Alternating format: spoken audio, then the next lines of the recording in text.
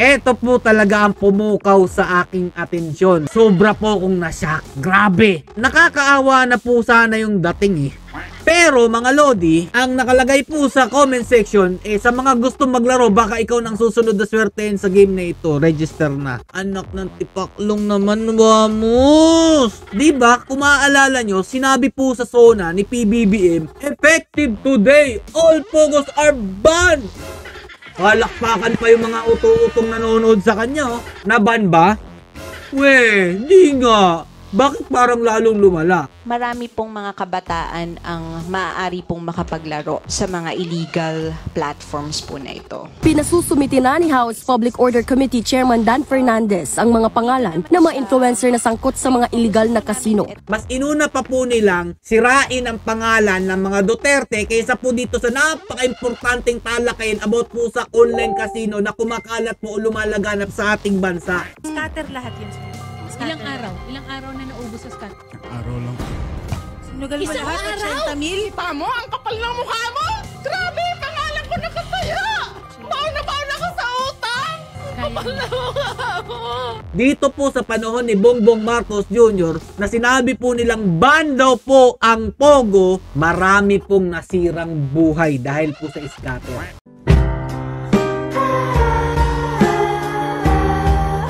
Yo, what's up mga Lods? Spaghetti Peps TV nagbabalik sa inyong harapan para po talakayin ito pong pinagtatag nyo po sa akin about po kay Wamos Cruz.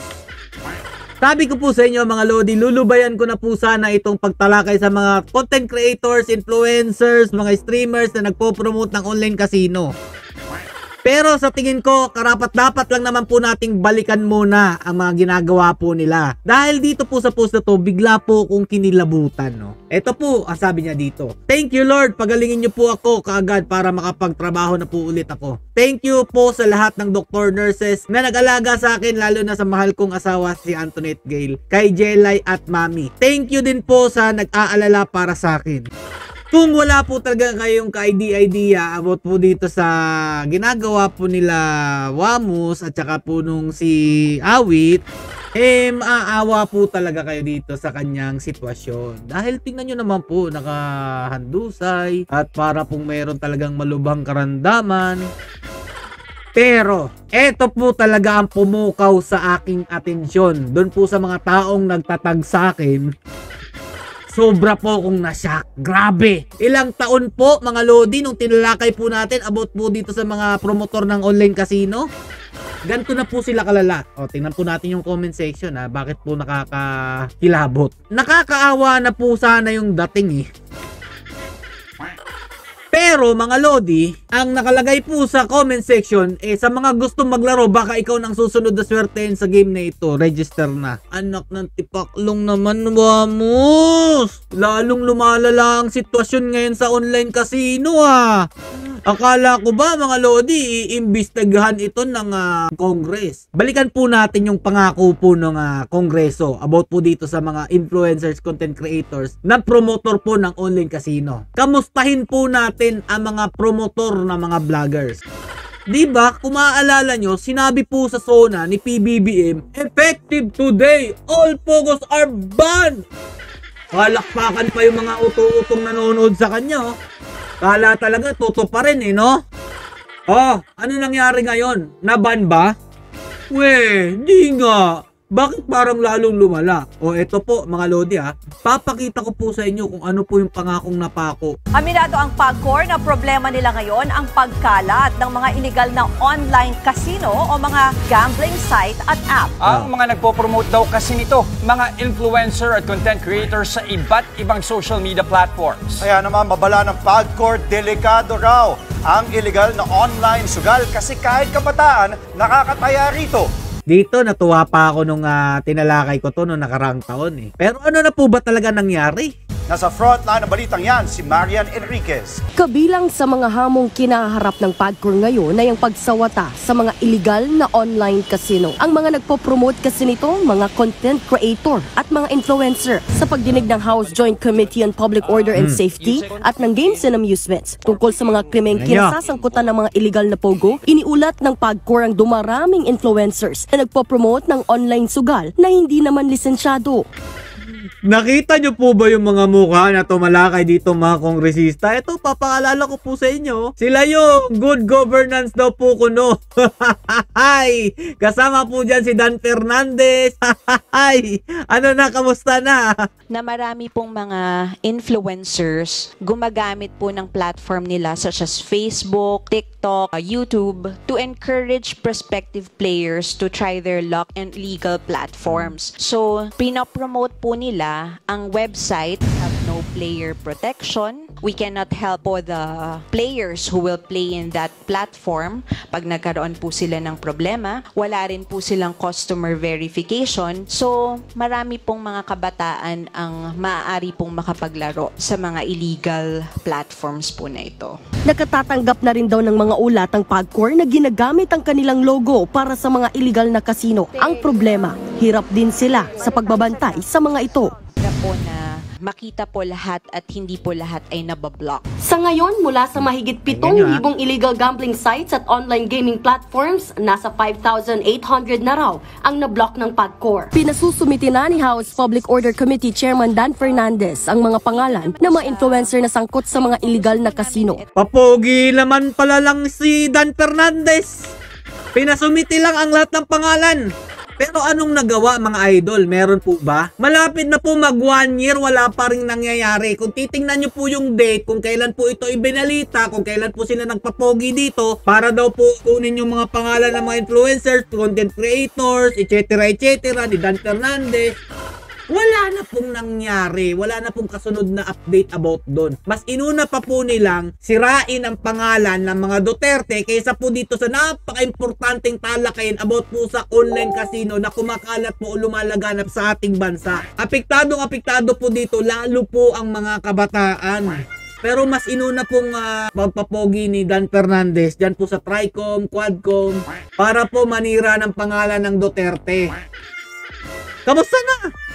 May sumunod pa po ba kayong investigasyon dito? Mukhang nagkaroon ng lagayan no? Alam nyo po ba mga idol, sinabi po doon ni VP Sara Duterte na akala daw po natin binan yung Pogo, pero ang totoo niyan, pinalitan lang daw po ito ng pangalan at ang pagmamay-ari daw po nito parang si Martin Romualdez na ngayon. Kaya ba hindi nyo tinalakay Dan Fernandez dahil tatamaan ang inyong godfather dyan sa loob ng Congress? Nagtatanong lang naman ako ano nang naging sitwasyon ngayon? Akala ko ba ban? Tapos namamayagpag pa rin po ngayon ang mga content creators kagaya po nila Awit Gamer, Wamus Cruz, Merc Gray. Ito tingnan nyo po mga lodi no, grabe po, ang dami na po nilang perang hinahawakan. Sa dami-daming mga taong nasira ang buhay, pamilya, proud na proud pa kayong magpakita ng ganyan karaming pera. At meron pa po tayong nakita mga lodi no, ito po si Yalo. Hindi daw po makapaniwala ang kanyang followers na magkaroon daw po siya bigla ng comshop. Nakaka-inspired talaga po ito si Yalo mga lodi no. Na-miss nyo po bang talakayin ko ito sa aking content? Sinasabi nyo pa po na naiinggit lang ako sa kanya. Hindi po ako maiinggit sa gantong klaseng tao na humihiga po sa napakaraming salapi pero marami pong tinatapakan na mga kawawang inosenteng mga kabataan, pamilya dahil nga po sa pagpopromote nila ng online casino. Proud kayo niyan, Yalo? Ito pa mga idol ang pinakamasakit sa akin. Ito pong si Normie Garcia at kasama po niya dyan si Inday Jenny. Nagpo-promote na rin po sila ng online casino. Tanong ko lang sa inyo, okay lang ba na magkaroon kayo ng bahay, lupa, mga negosyo, pero marami naman kayong nasisirang buhay dahil po dito sa inyong pinopromote na casino? No, meron din po siya dyan mga idol. Please lang po huwag kayong magta-top up sa mga ganyang klaseng online betting. Masisira po ang buhay ninyo. Pinagyayabang pa po nila sa social media na ganito na po ang inabot ng kanilang buhay sa kanilang pagsusumikap. Di ba nakaka-inspire talaga? Pero ang tanong, paano ka magkakaroon ng ganito kung ang pinopromote naman niya sa kanyang social media pagsusugal? Sa tingin nyo, sa pagsusugal, makakamit ng mga followers ninyo ang naabot ninyo? Kayo lang talaga ang nagkaroon ng malaking pera dyan dahil nga binabayaran kayo para i-promote itong online casino na ito. Ito po mga lodi, kaya tinalakay ko po silang dalawa dahil nga po taga dito lang yan sa amin. Para sa kanila kasi wala lang yan mga lodi. Pero dito sa aking ipapakita, tingnan nyo pong mabuti itong ipapakita kong video sa inyo. Yalu, Merc Gray, Tuamos, Awit Gamer, at lahat po ng mga nagpo-promote ng online casino na mga influencers, content creators, tingnan nyo po ito. Sa dami na ng salapi na nahawakan nyo at marami na po kayong mga kagamitan na nabili, bahay, lupa, sasakyan na napakamamahalin. Sabi pa nga po doon po ni Wamos Cruz, doon po sa kanyang vlog na yung sasakyan daw po ni Awit Gamer 21 million daw po eh. Pero meron po kayong maraming buhay na nasira dahil sa pagpopromote ninyo ng online casino na pinapalabas po ni PBBM na ban na daw po sa atin ang Pogo. Pero lalo pong lumala. Panoorin nyo tong mabuti habang kayo'y humihiga sa napakaraming salapi. Pero eto naman ang kinahinatnan ng mga pamilyang nauto nyo dyan sa pagpopromote nyo ng online casino dahil sinasabi nyo dito nyo ito nakuha ang inyong mga ari-arian. O eto, panoorin nyo. Scatter lahat yan, sir. Ilang araw na naubos sa scatter? Araw lang. Sinugal mo lahat at 80 mil. Kita mo, ang kapal ng mukha mo! Grabe, pangalan ko nakataya!